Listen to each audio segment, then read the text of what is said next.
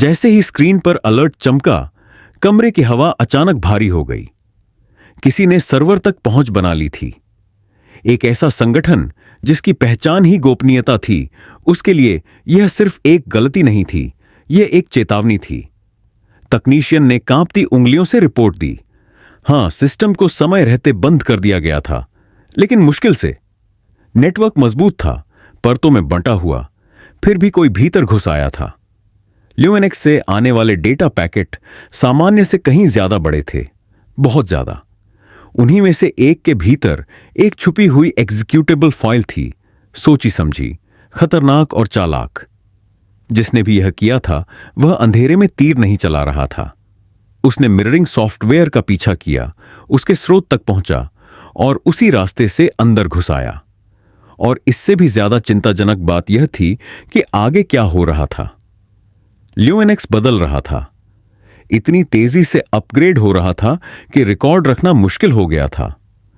नए सुरक्षा प्रोग्राम पलक झपकते ही जुड़ते जा रहे थे, जैसे कोई युद्ध की तैयारी कर रहा हो या फिर कुछ ऐसा छुपा रहा हो जिसे किसी भी कीमत पर खोना नहीं चाहता। और फिर गैब्रियल, वह अपने सबसे भरोसेमंद लोगों को वापस बुला चुका था। क्या उसे इतनी खुली छूट देना एक गलती थी? जवाब ठंडा और शांत था, पट्टा छोटा होना जरूरी नहीं होता, बस इतना काफी है कि जरूरत पड़ने पर वह झटका दे सके। अगर गैब्रियल को यह याद दिलाने की जरूरत पड़ी कि असली नियंत्रण किसके हाथ में है, तो वह याद दिलाया जा सकता है कभी भी। शहर में मौजूद पुराने संपर्कों को सक्रिय किया जाएगा, धीरे धीरे सवाल पूछे जाएंगे, पेड़ों को हिलाया जाएगा जब तक कि राज गिर न पड़े। कुछ ही देर में कॉल आ गया। एक नया काम, इनकार की कोई गुंजाइश नहीं। उत्तरी फ्रांस। जानकारी भेज दी गई और साथ में यह याद दिलाया गया कि इस दुनिया में कुछ भी उसकी सीमा से बाहर नहीं है जब तक वह खुद इजाजत न दे।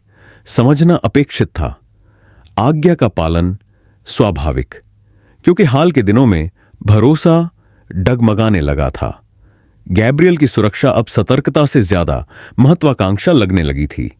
लोग बुलाना एक बात थी, लेकिन बिना अनुमति पूरा नेटवर्क अपग्रेड करना, यह सवाल खड़े करता था।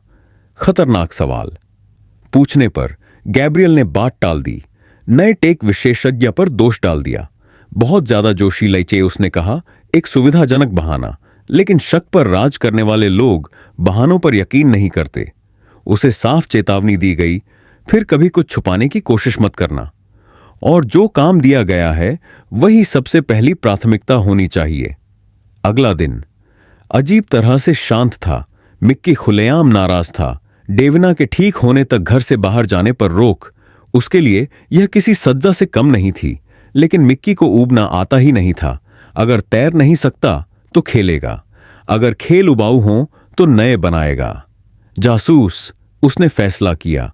बगीचे में खड़े गार्ड उसकी नजर में आ गए। वे सिर्फ खड़े नहीं थे, वे कुछ बना रहे थे। लकड़ी के ढेर, बहुत सटीक हरकतें।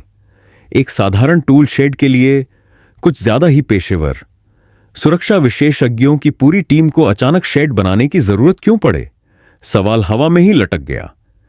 इससे पहले कि मासूम जिज्ञासा किसी मुसीबत में बदले, बड़ों ने हस्तक्षेप किया।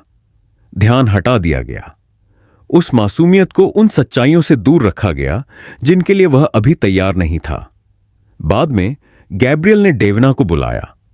वह सावधानी से कमरे में दाखिल हुई। कंधा अब भी अकड़ा हुआ था, चलने में संयम था। गैब्रियल ने सब देखा, वह हमेशा देखता था। उसने अपना वादा निभाया था। मिकी की रक्षा बिना हिचक, बिना खुद की परवाह किए। उसकी दुनिया में ऐसी निष्ठा कभी भुलाई नहीं जाती। जब उसने एक और मदद मांगी तो उसने आदेश नहीं दिया। उसका कजिन खतरे में था। यह मिकी से जुड़ा मामला नहीं था, ना ही किसी अनुबंध की शर्त, बस एक इंसान का दूसरे से किया गया निवेदन। डेविना ठिठक गई। उसने अपने लिए एक रेखा खींच रखी थी। वह सिर्फ बच्चे की रक्षा करेगी, कुछ और नहीं। लेकिन गैब्रियल की आवाज में चिंता सच्ची लगी, न रणनीति न चाल। अनिच्छा से उसने हां कह दी, सिर्फ एक बार। जाते समय दोनों ने वह बात जोर से नहीं कही जो दोनों जानते थे। एंजेलिनी घर में कोई एहसान कभी एक बार तक सीमित नहीं रहता। और एक बार उस दुनिया में कदम रख दिया तो वापस लौटने का रास्ता नहीं होता।